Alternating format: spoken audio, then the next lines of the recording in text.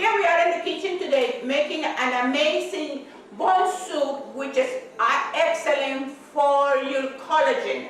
A lot of people ask me, what do you do for your skin? Can you share your secret? Well, one of the secrets is from ancient times, in which I remember my grandmother making the bone soup. So in today's recipe, I'm going to be doing the beef and chicken bones. So how do we go about that?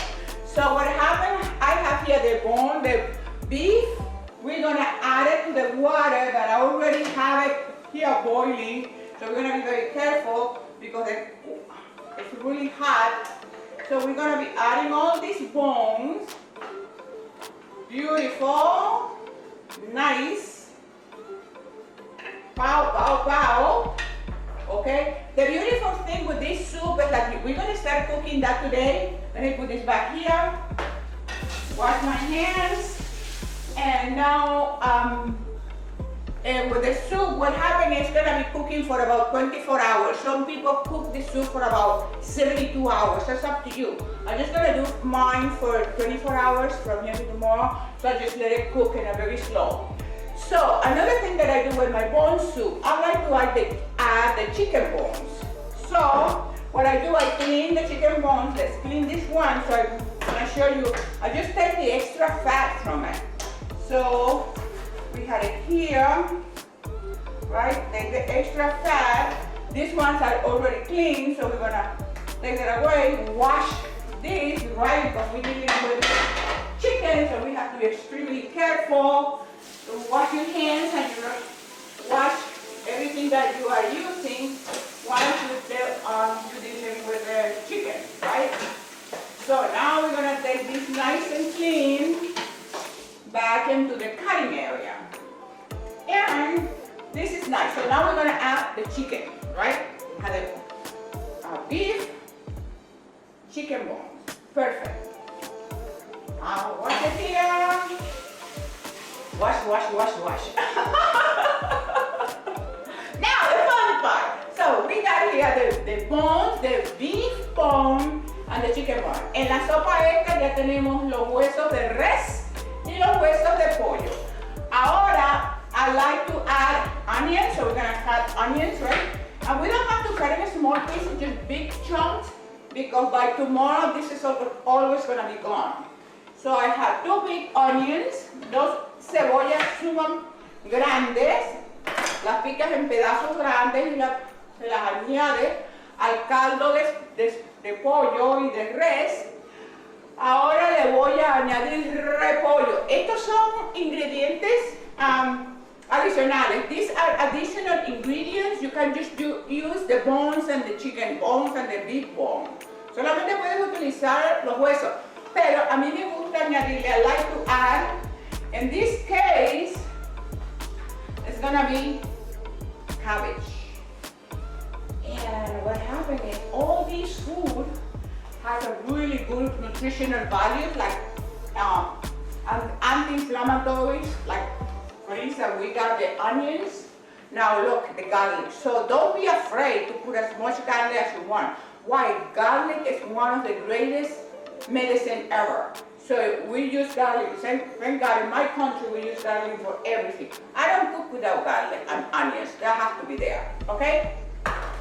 So another thing that I'm gonna be adding, and I'm gonna show you today, and I call it celery. Right? You know what? Celery is like your bones. It's long like your bones. So people who have problems with bones, eating celery is very medicinal.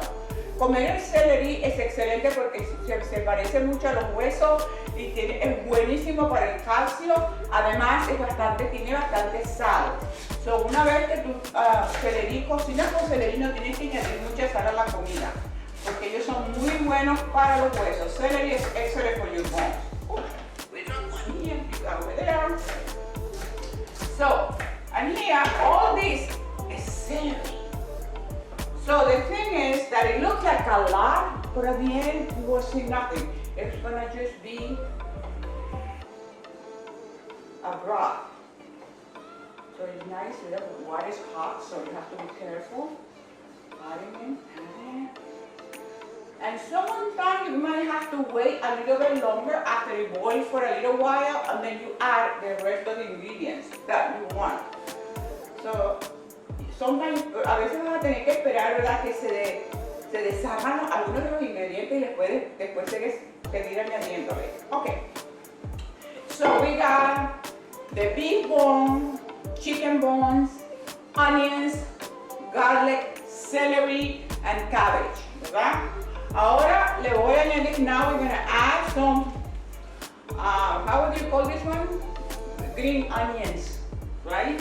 So we're going to cut green onions, nice. And you don't have to really do it as a small, really small, because it doesn't really matter. We're making a broth. So, beautiful. Okay, so this is the cebollín, green onions. Look at that. Very, very, very pretty. Muy linda. Mira. Bellísima la sopa.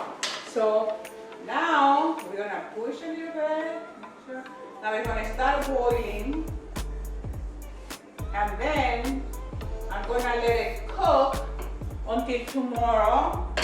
You can add a little bit more salt. I already have salt in the water. A little bit, more salt as you like. And of course the black pepper. And then tomorrow I will show you the final product of my bone soup. What are the benefits of bone soup? Bones produce collagen. When you make that soup from the bones, it gets like a jello, and that is the collagen. And the bone soup, the benefit of that is that it has the 3 main sources of collagen that we need. So sometimes people think, just I'm putting a cream or drinking it or something like that. Not necessarily you are really supplying your body of the collagen that you need. Remember, as we get older, then the collagen starts diminishing in our body. So one of the sources to absorb that protein with collagen is a protein.